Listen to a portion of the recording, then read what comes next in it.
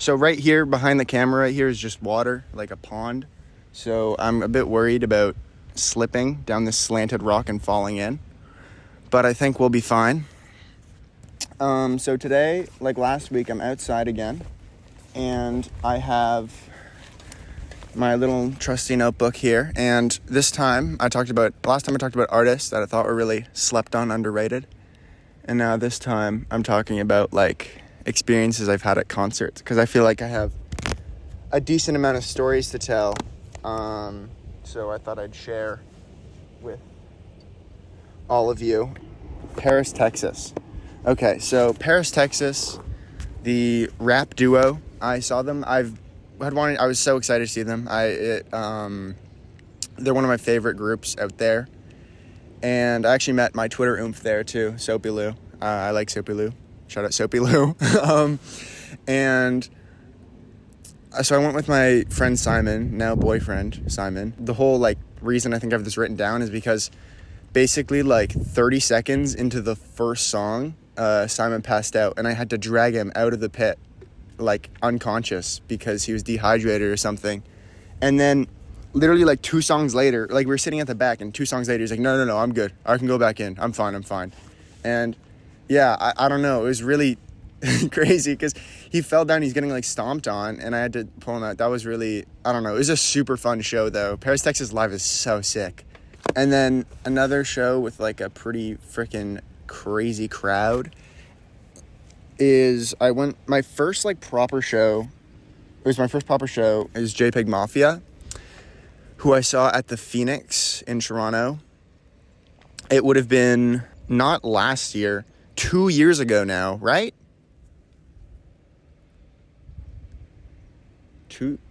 No, that doesn't sound right. Oh, no, maybe. 9th grade? Yeah, okay, so when I was in the 9th grade, I was 14. 2 years ago, that's crazy. 2 years ago, I saw JPEGMAFIA for the first time. And that was actually the nastiest fucking crowd I've been in my entire life. Like, it is my first show, but it's still, I think, one of the worst crowds, not, I don't know, it's fun, but, like, oh my God, people are like, oh, JPEGMAFIA fans smelly. Like, no, it's actually, it's so bad. I was drenched in sweat by the end, and it wasn't my sweat, because I don't sweat at shows, really. Like, I don't sweat that much, but I was covered in other dudes' sweat. Like, it's like I took a shower in my clothes. Like, it was so bad. I've never had that at any other show before. And I've gone to other pretty, I don't know, I go to a lot of local hardcore shows, but, JPEGMAFIA fans, first of all, they don't know how to mosh, and then second of all, they're, nasty, and they sweat so fucking much, and they're smelly, and it's actually so bad. And, third one, I just mentioned, I went to local shows. This one is also a local show story. I just mentioned how I go to a lot of hardcore shows. This is a story from a local show. So there's this local band in my area called Stankonia. If you could just presume, they're a funk band, and they're great. I've seen them twice, and I saw them one time. They're really they're kind of mystical. They kind of have aura, you know. I saw them play one show, and then I never saw them play another show for almost a year. And then me and my friend who also really liked their set, the one time we saw it, we went back and we saw them again, in the middle of nowhere, down near Moss Park, which is if you don't live in Toronto or aren't familiar with Toronto, it's literally the sketchiest area of the entire city. And yeah, we saw them, and it was a really sick show, but it was in the weird, such a weird venue. It was called the Thompson or something like that. Tommy, I don't know. But it was it looked like a Darman video set or an H&M. It was just very sterile and seemed very not real. Not a real place that real people go. And yeah, but it was really weird, but it was a great set. And then at the end of the set, end of the show, because there's 3 bands, I was okay, let's go, whatever. It's 11. And then my friend Julian was no, let's stay. And then we did stay. And then we started talking to the frontman of Stankonia, this really sick band, and he actually put me on. He put me on Jill Scott. I think the album I have it written down here. I think it's Woman by Jill Scott. Yeah. And he put me on because I was like, oh, that Run song you're playing was really sick. And it was like, I thought it was their original song, but it was a cover of a Jill Scott song. And he was like, oh, you should listen to this album. And his Woman, which is I think her most recent album, probably her last because she's kind of old. But he was like, oh yeah, she's like Erykah Badu, but like she's kind of slept on, whatever. But yeah, that was really sick to be put on by someone who, like, a musician I thought was pretty sick. So yeah, that was awesome. That was a really awesome opportunity that I stayed. And then after that is another time I met an artist that I thought was pretty sick. I met 8485, who you may be familiar with from the Hyperpop scene in like 2020, 2021. Yeah, I don't know, she's pretty popular, but 115, which is like her most popular song, is honestly probably my favorite song of all time. Like, I just really, really hold that song close to my heart. And so I was at a George Clanton show, and Frost Children were opening for George Clanton, and 8045, I think, is like friends with Frost Children, or she's worked with them. So she was there, and she was in the crowd, and then after the show, like, when she was in the crowd, I was like, oh, should I go up to her? Like, I kind of want to talk to her, like, it'd be really cool, but I don't want to be annoying, blah, blah, blah. But then after the show, I was sitting outside with Simon, my boyfriend, and she was just standing there, and I was like, how can I need to take this opportunity. So I did. I went up to her, and I think I was being a bit much because I was really hyped, because after shows I feel like I'm very intense, because generally I'm like, I don't know, I feel like I'm not super intense, but I feel like I was a bit intense, and I feel like I freaked her out a bit, and I feel kind of bad, but I don't regret talking to her, because I would have regretted not talking to her. I'd be like, oh, I should have done that. Like, she made literally my favorite song ever. And then I also love like Southview. Like, those are songs I hold really close to my heart. So I really, I'm really glad I talked to her, even if I feel like I was a bit of a nuisance. But yeah, I don't know. It's not like I like stabbed her and killed her. Like, it was fine. I was just being a bit annoying, I think. But yeah, it was a really great opportunity to get to meet her. And the George Clanton show was also great. And so was Frost Children. And it was actually funny because some couple, like Lulu, who's like was drumming, they threw their drumstick into the crowd, and then a couple gave it to 8045 after the show and was like, oh, you look like you're a really big fan of the band, and we don't really know them, so if you want the drumstick. And it's funny because like 8045 is friends with the band, so yeah. But they should have given that drumstick to me because I love Frost Children, but you know, whatever. And yeah, I don't know. So that was really sick. I think about that a lot. I think it was really awesome to be able to meet someone who made art that I really, really means a lot to me personally. And then I have Breakins, Gabby Start. And this is also sort of like an interaction with artists, not exactly. But when I went to see Breakins, I talked about this on one of my main channel videos about like music versus the Chronically Online, I think is the title of the video, where these dudes were just being absolute assholes to Gabby Start, who's opening. And Gabby Start's an absolute talent. Like, I have a video on my second channel about him. And they were calling him the T-slur, like the transgender one, which is just ridiculous because he's a cis man, so I don't even know where they're going with that. And like, yeah, and they were kind of like just being absolute assholes. And I hate when people are assholes, especially at opening performers, because being an opening act is so hard. Like, because most people don't know you, and it's just like, it really bums me out. And this, I got caught. People said I looked like Alden, I think like close to 3 times at that show. Which, like, fair enough, but I don't know. I don't really think I look like Alden that much. I think I'm more just like built like him, but whatever. I have a video about Alden on this channel too, you should go check out.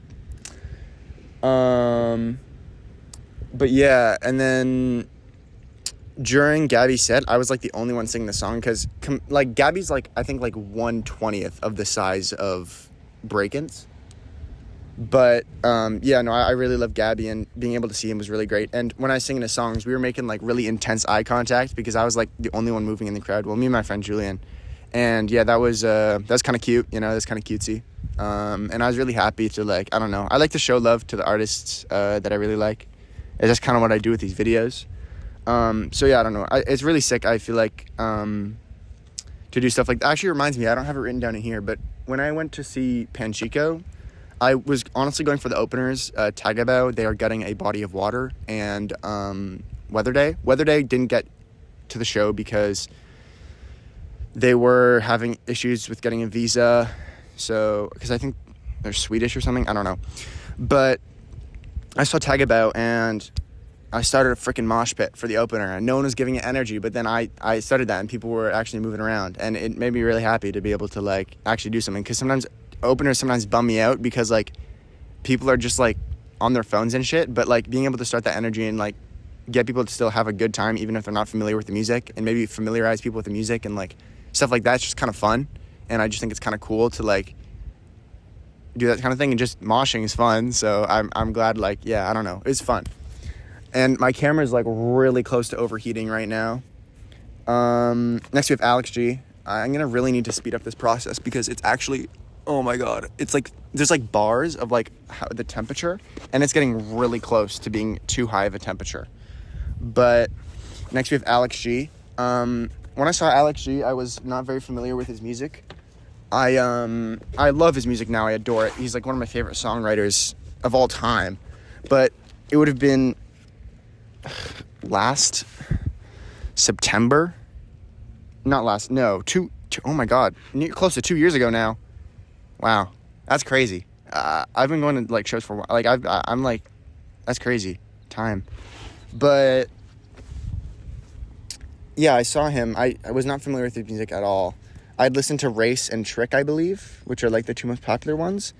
But oh my god, he's an amazing live performer. His music just like, that really got me to want to listen to his music, because he's touring God Save the Animals. I hadn't heard it, and that album live was beautiful. And some of the songs like As Do Us live was really sick.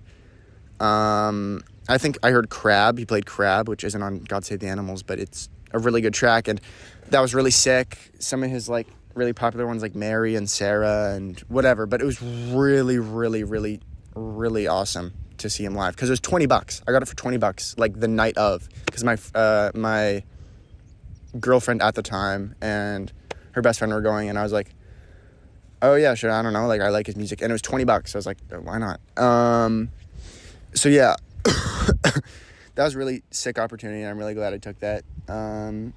Stuff like that really makes me like appreciate like just doing shit, because I used to not do shit, and now I like do shit, and it's good to do shit. Like I don't know, a lot of people are really chronically online, they don't do shit, and I think that really, it's like everyone knows this, but it really like lowers your quality of life, and it's really sucks. So yeah, I don't know. Life tip, do stuff. Could I pour water on my camera and it would cool down? Do you think that's a bad idea? Because I have like an ice cold water bottle here. Gene Dawson is what I have here. I'm really worried about my camera overheating and me not being able to finish this video. But we'll be okay. We'll be okay. Yep. But Gene Dawson, why I hold this show so dear to my heart, not dear to my heart, but why like I'm fond of this show and this experience is because I was basically one of the first people, and I'm just checking the temperature. I was one of the first people in line at that show, and there was 2 other guys in line, and I talked to them for like 3 hours straight, and it was pretty awesome, because I went there by myself, because I was supposed to go with my girlfriend at the time, but she bailed on me like last minute, so I was just kind of by myself. But I talked to these 2 guys the whole time. They're like 20 something years old. I was like 15 at the time. I'm 16 now. But yeah, I talked to them like the whole time, and I never talked to them again since then. So I don't know, it's kind of like cool to like, I don't know. I'm not the most sociable, like I'm not very good at talking to people, and I just really feel like I like held back, like I really was just like holding conversation with someone I had never talked to before. And I don't know, it's just like having connections with people and shit, and going to shows and doing that is like something that I think is really cool and important. And yeah, I don't know. Shows really give me an opportunity to talk to people a lot, because I feel like there's more of a common interest. But yeah, stuff like that's really, really awesome to me.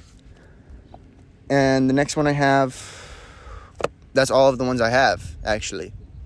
I was going to talk about underscores, but but that's a bit more of a personal experience and something a bit more, just too personal, I think, to talk about on my, oh my God, it's flashing red.